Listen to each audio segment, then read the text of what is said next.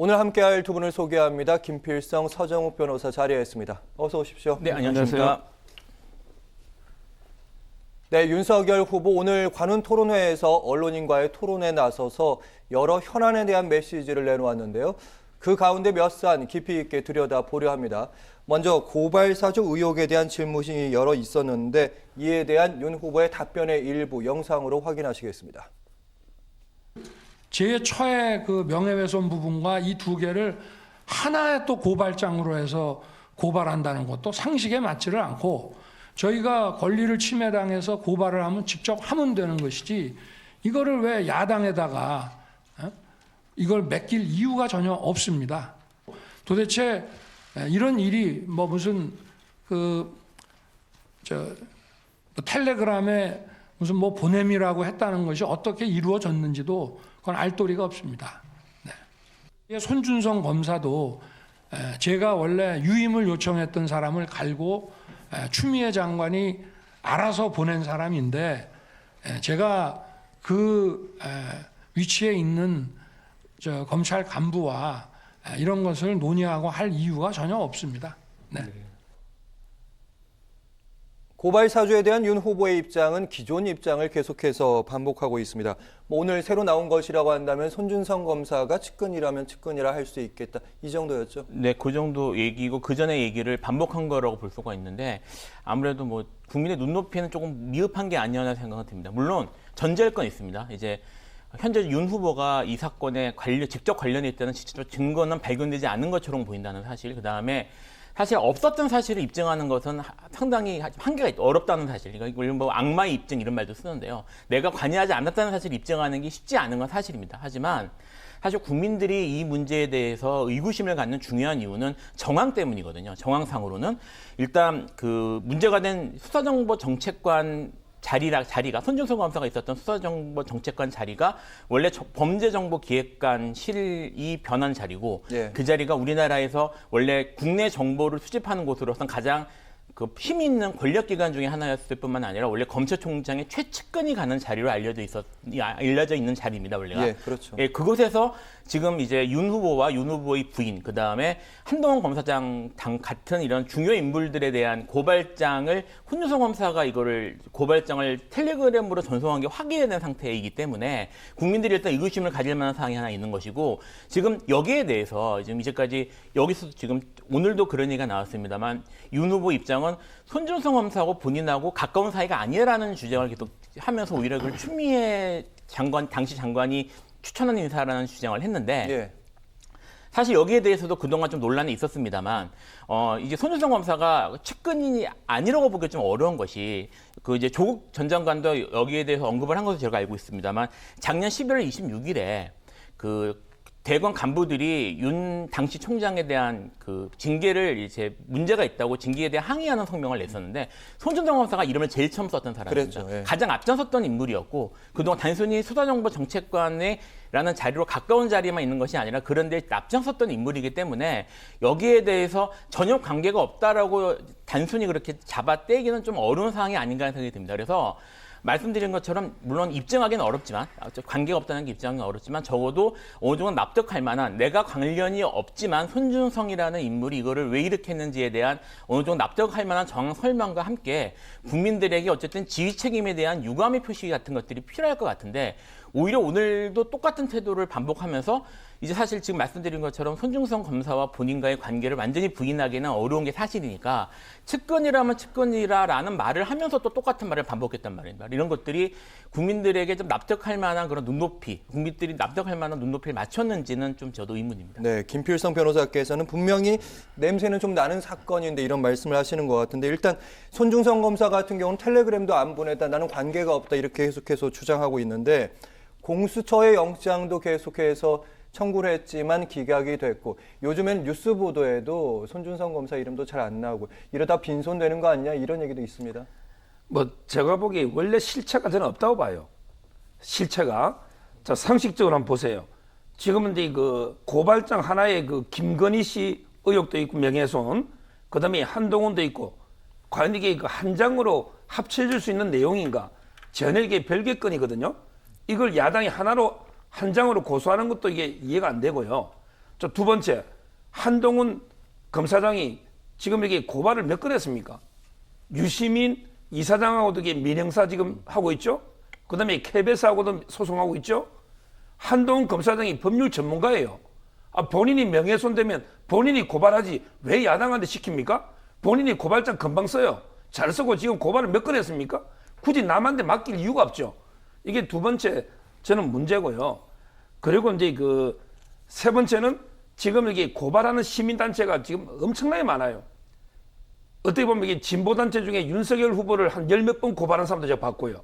또 이게 보수단체 중에 조국 추미애 장관을 또 이게 여러 차례 고발한 단체도 있어요. 네네. 굳이 야당에게 안 해도 시민단체 있잖아요. 고발 전문으로 하는 이런 게 단체 설정 흘려주면 고발하는 게 어려운 것도 아니에요. 큰 의미가 있는 것도 아니고. 따라서 굳이 저는 야당이 할 이유도 없고 처음부터 이게 그 실체가 없었기 때문에 공수처에서 이게 그 영장이 지금 세 번째 기각됐죠. 체포영장 한 번, 그다음에 구속영장 두 번 이렇게 기각이 됐고요. 그다음에 법리적으로요. 이번에도 보면 이게 직권남용으로 하려면 과연 이게 누구한테 시켰는지 그 특정을 해야 되거든요. 근데 옛날 첫 번째 구속영장 보니까 성명불상자로 돼 있어요. 근데 이번에 보완했다고 딱 보니까 수사정보정책관실의 검찰 공무원 일어났더라고. 이게 성명불상하고 똑같은 이야기 아닙니까? 성명을 특정 못하니 저는 쉽지 않을 거로 봅니다. 법리적으로든 증거로든. 네, 고발 사주 의혹에 이어서 부산저축은행의 비리에 대한 부실수사 의혹에 대한 질문도 화제가 되고 있는데 사실 부산저축은행의 비리 부실 수사 같은 경우는요, 대장동 의혹의 시발점이자 문제를 크게 만들었다면서 여당에서 특검을 계속해서 요구하고 있는 상황입니다. 이에 대한 윤석열 후보의 답변을 좀 살펴보면요. 부산저축은행 대출비리 수사가 부실인가? 이제 윤석열 후보가 당시 중수부장으로 주임검사였으니까 당시 청와대 비서관과 수석 비서관, 정치인이 많이 사법 처리됐다. 어불성설이다. 내가 봐줄 이유도 없다. 대장동 대출권은 당시 SPC, 그러니까 특수목적법인을 통한 것이 아니어서 수사 대상이 아니었을 것이다. 그 앞부분 청와대 비서관, 수석 비서관, 정치인 사법 처리 내가 다 했다. 이 부분은 이해가 되는데 뒷부분은 어렵습니다. 해설 좀 해주시죠. 결국은 이제 뭐냐면 이 그 부산저축은행 사건은요. 한마디로 이게 그 배임죄예요. 부실 대출. 무슨 말이냐면 이게 그 담보 가치가 부족한데 부실하게 이게 그 SPC 만들어가 특수 목적 법인 있잖아요. 대출해 주니까 해수가 안 되잖아요. 그러면 이게 은행이 피해를 보죠. 이런 걸 우리가 배임 이런 걸 수사한 거예요. 근데 이번에 논 대장동 있잖아요. 대장동은 이게 담보가 충분하죠. 지금 땅값이 얼마입니까? 벌은 돈이. 담보가 부족한 이게 부실 대출이 아니고 이거는 뭐냐면 이게 그때 부산저축은행 행장의 그 친척이 뭔가 이게 브로커에게 대출을 알선해주고 돈을 좀 받은 거 있잖아요. 예. 이 사건이에요. 이거는 이게 대출 자체가 부실한 게 아니고 해수를 못한 게 아니고 대출하는 과정에 브로커가 개입해가지고 알선하고 이게 돈을 받는 거 있잖아요. 이 뇌물 아닙니까? 이걸 지금 이 문제거든요. 전혀 차원이 틀린 거죠. 그때 윤석열 후보가 수사한 거는 전반적인 이게 배임 부실 대출이고 이번에 거는 이게 브로커 뇌물이기 때문에 저는 이거하고 연결시키는 거는 잘못됐다. 전혀 관계없다. 이런 뜻입니다, 이게. 네, 부실 대출에 대한 대출 자체에 대한 수사였지 한 개인의 일탈에 대한 수사는 아니었다 이런 말씀이신데 사실 방금 말씀하신 그 브로커 얘기 대장동 민간 사업이 시작될 1,000억 원의 부산저축은행에서 자금이 대출되는데 여기서 브로커가 그 자금을 알선하면서 10억 원 정도 예. 그렇게 받게 되는 사건인데 이 사건에서 당시 수사할 때 박영수 특검이 이 브로커의 변호인을 맡았단 말이죠. 그래서 의심하는 부분이 좀 있는 거죠. 이게 그렇게 의심하는 부분이 있고 사실 이제 단순히 물론 이제 그 부분이 의심이 출발점이긴 하지만 또 중요한 내용이 뭐냐면 이제 대장동 관련된 의혹에서 이제 중요 법조인들이 많이 등장하지 않습니까? 그 법조인들이 처음 이제 출발점이 같이 모여서 이제 이 사람들이 경관인 것처럼 보이는 출발점이 바로 이 부산저축은행 대출 관련된 부분에 관련 있는 인물들로부터 이 지금 특히 검찰 쪽에 관련된 인물들이 연결된 것처럼 보이는 게 사실 중요하다고 생각을 합니다. 그래서 예. 이게 이제 지금 계속 그 대장동 그 수사가 그 이제 물론 중요한 이재명 후보와 관련된 부분들이 중요한 부분이긴 합니다. 왜냐하면 검증과 관련된 부분이 거기에 대한 수사가 이루어지는 것 자체는 문제가 있다고 보기는 어려울 것 같은데 사실은 관련된 중요한 내용들, 50억 클럽이니 뭐 우리가 문제라고 생각하는 그런 문제점들을, 그러니까 관련자들, 그런 고위 공직자들이나 특히 고위 검사들과 관련된 부분들은 이 부분들부터 여기서부터 사실은 들여다보고 수사할 필요가 있다고 저는 생각을 합니다. 왜냐하면 거기서부터 관련된 그런 커넥션들이 만들어졌기 때문에. 네, 더 구체적으로 말씀하시면. 지금 말씀드렸던 것처럼 박용수 특검이나 아니면 지금 윤석열 지금 후보라든지 이런 사람들이 관련 거기서부터 연결이 돼서 지금 이름들이 거기 등장하기 시작을 하니까. 예. 그리고 또 문제가 하나 있는 게 뭐냐면요. 지금 말씀하셨던 것처럼 물론 뭐 이제 대출 브로커가 뭐 낀 사건이어서 내용이 좀 다르다고 말씀하셨는데, 이게 대출 브로커가 단순히 낀 사건인지 아니면 정말 부실 대출이 있었는지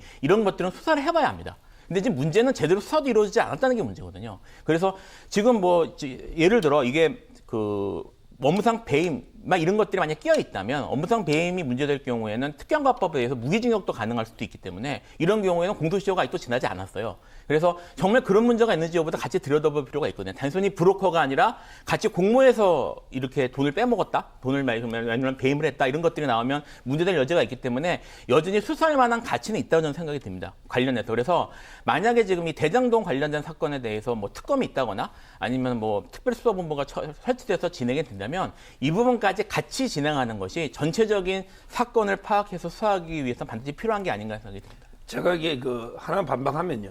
지금 이게 대출한 지 10년이 지났는데 그거 안 갚았겠어요? 1조 이상 벌었습니다. 1조 이상. 근데 대출금 안 갚고 어떻게 됩니까? 안 갚았으면 이게 은행에서 벌써 난리 났겠죠. 그거는 이게 제가 다 갚은 걸로 이미 알고 있고요. 제가 하나만 더 말씀드리면, 자, 그때 이게 브로커 있죠. 그때 브로커를 구속시킨다 해서 이 대출이 무효가 되는 게 아니에요. 브로커가 구속돼서 대출이 무효되고 다 해소해가 대장동 사업이 안 됐을 거니까 지금 이게 대장동 비리는 대출 때문이다, 이런 논리인데, 그럼 이게 그때 대출이 무효가 됩니까? 브로커에게 구속돼도 대출은 유효한 겁니다. 그리고 이게 그때는 담보가 땅이 충분하니까 사업이 되는 거고, 이번에 그 배임은요, 결국에 유동규 씨나 이분들이 뇌물을 받고 그 지침을 초과이고 환수장을 안 뒀기 때문에 배임된 거지. 이게 그때 그 브로커 대출하고 직접 관계는 없잖아요. 그리고 이게 공소시효가, 수사 부실은 직무유기 아닙니까? 이게 저는 이미 10년 전에 시효도 지났다고 보는 거죠. 네, 짧게 받겠습니다. 이제 사실 말씀하신 것처럼 다 대출을 다 갚았냐 안 갚았냐는 사실 사건 발생 이후의 일이니까 그걸 가지고 판단할 건 아니고요. 그다음에 지금 대장동 사건에서 계속 문제되고 있는 게, 현재 시가는 많이 올랐지만 당시에는 그렇게 시가가 많이 되지 않았다, 불투명했다라는 이유 때문에 계속 문제가 된 것이고, 실제로 당시에 이걸 이제 처음에 처음에 이제 이거를 대장동에 땅을 매입을 해서 할 당시에 그것 때문에 이게 사업이 제대로 안 돼가지고 뭐 관련자들이 무슨 형사 처벌도 받고 이랬던 사건들도 그때 있었단 말입니다. 그러니까 그때 당시에는 담보 가치가 충분한지 여부도 들여다봐야 됩니다. 지금 말씀하셨던 것처럼 수사해 보니까 문제가 안 될 수 있을지 모르겠어요. 근데 어쨌든 의혹이 있는 상태에서, 그리고 특히 그때 당시에 관련된 인물들이 여기까지 연결이 되고 그때 관련됐던 중요한 사건 수사에 관련됐던 인물들이 지금까지 50억 클럽이나 이런 쪽에 이름에 올리는 상황이 됐다면 단순한 수사 봐주기가 아니라 그 이상의 뭐가 있을 가능성이 있거든요. 그러니까 저는 수사할 가치는 충분히 있다고 생각을 합니다. 네. 그리고 또 오늘 도이치모터스 주가 조작에 대해서 부당 이익을 챙긴 혐의로 기소된 권오수 도이치모터스 회장의 첫 재판이 열렸습니다. 김건희 씨가 전주 의혹이죠. 주가 조작을 알고 돈을 넣었다는 의혹을 받고 있는 만큼 이에 대한 질문도 좀 나왔는데요. 결혼 전 아내의 일이고요. 도이치모터스 주식이 비쌀 때 사서 쌀 때 매각해 수천만 원 손해만 봤다더라. 이 이야기는 기존에도 했었고요. 민주당 의원들이 대거 찾아가서 난리를 하는 바람에 검찰에서 처리 안 하고 마치 의혹이 있는 것처럼 이거 명백한 선거 개입이다, 이렇게 주장하고 있습니다. 사실 선거 개입이다 이런 부분은 이제 정치적 주장으로 받아들일 수 있겠지만, 일단 핵심은 도이치모터스 그때 주가 조작이 일어났을 때 이 계좌를 공개하느냐 안 하느냐. 근데 다 공개했다는 입장이지만 불충분하는 입장이 더 큰 거잖아요. 네, 뭐 사실 당시에 공개한 계좌 공개한 기간이 사실 다 들어있느냐 문제도 있고요. 뭐 그런 것들 의혹이 있어. 그 위에 뭐 추가 공개한이 어떤 이런 문제도 있었지만, 사실 계좌가 지금 공개된 게 모든 계좌를 다 공개한 것인지 이런 것들에 대해서 알기 좀 어려운 것들도 있고. 사실 그래서 지금 이런 부분은 이건 마찬가지입니다. 뭐 여당이든 야당이든 이런 관련 의혹이나 이런 것들에 대해서 만약에 충분히 수사할 만한 그리고 제기할 만한 의혹이 있으면은 검증 차원에서 제기를 하고 의혹을 제기하고 수사하는 것 자체를 이런 뭐 지금 주장하는 거죠 선거 개입이라고 보기 좀 어려울 것 같고요.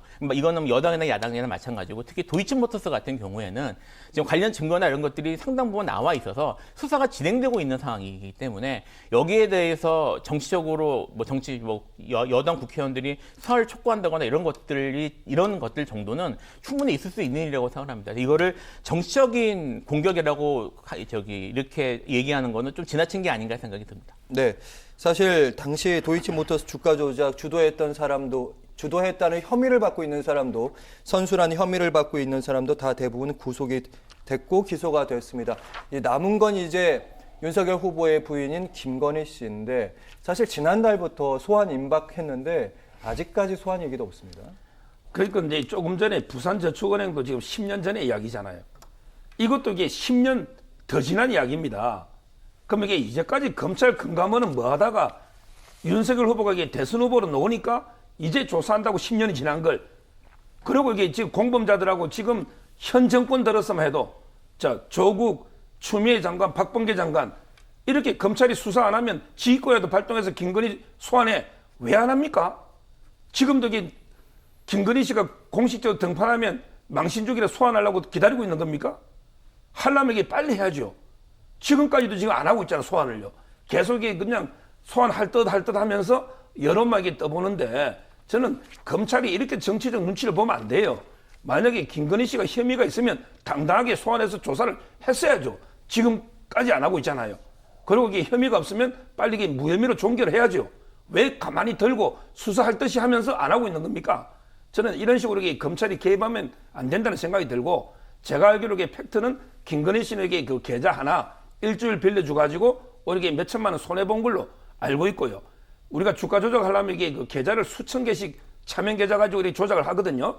계좌 하나로 관계 일주일 빌려준 걸로 조작이 되겠는가 이런 의문은 들어요. 네, 정치적 오해를 받지 않기 위해서라도 빠른 수사가 필요하다는 말씀으로 들으면 되겠고